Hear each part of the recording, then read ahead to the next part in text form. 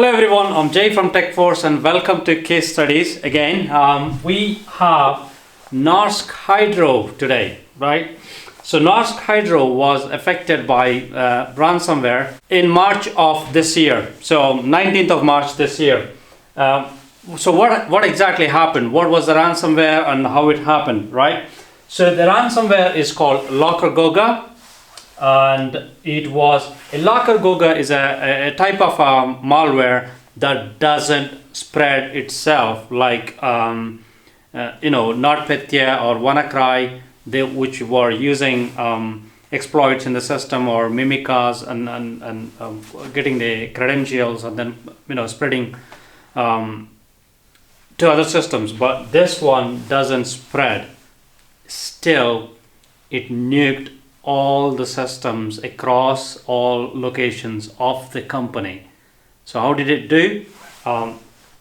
So as per the CIO of the company, Norsk Hydro here, the person was saying the attackers, the bad actors managed to get into their systems 2 to 3 weeks prior to the incident, right? So most probably it could be via one of the phishing emails, asking somebody to click on a link, and then they managed to got in, right? And what they did is they placed the malware in domain on the domain controller in one of the netlogon folders, so which would replicate to all the domain controllers across all sites.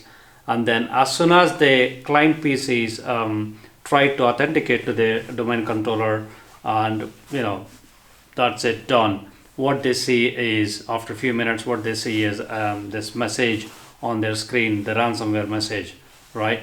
It was literally, and it was the malware was also changing the local admin passwords, which means if you if you're an IT professional, you know very well that most of the applications on servers like SQL and other applications usually use a local account password, local accounts, right? So by changing the local admin accounts, the local account passwords, these applications are done. So they have no client PCs and no applications, and all the systems across all sites got nuked. So that was worse. So they got this ransomware message, and the company denied to pay ransom.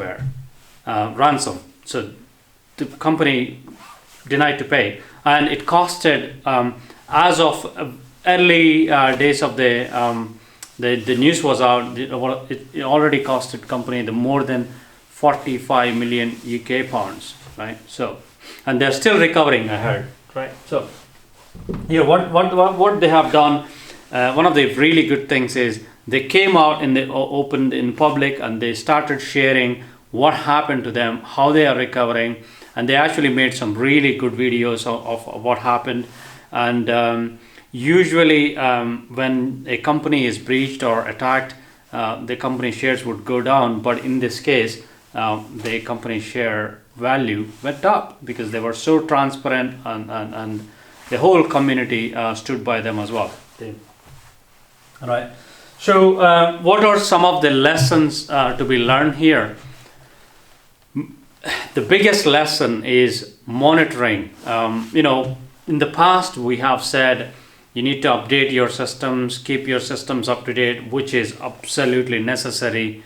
But again, bad actors are evolving faster than good ones, and which means in this case, although their systems are up to date, they still got wiped out. They managed to place this malware, and their endpoint security solution wasn't detecting this malware. And at the time of this attack, actually, I read one of the article, number of endpoint security solutions weren't really classifying that malware as a malware, right? Wasn't even detecting. So that's a bad sign. So monitor all your systems across what's going on. they got into their systems 2 to 3 weeks prior to the attack. That means something, right? Wow, right? You know, your SIEM platform or whatever the monitoring solution you have. If you don't have anything, or if you don't have budget to buy one, use Azure Sentinel. You know, Azure Sentinel right now is still free.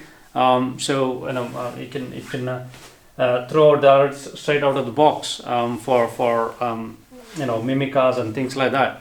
So the second one, backups, backup. You know, backup for you know, have your disaster recovery plan, have your backups in place, so that you know, one day they will be very useful.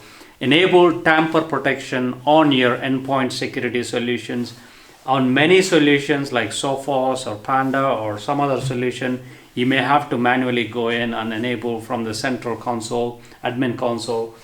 Please do that, because Lockergoga in this case was disabling the endpoint security solutions altogether, which is pretty bad.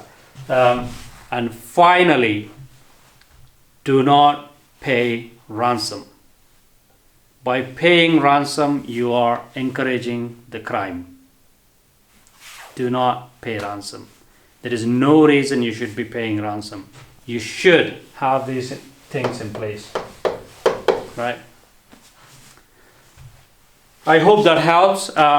If you need further information or further help, please do reach out. I'm Jay from TechForce, and you have a great day. Thank you.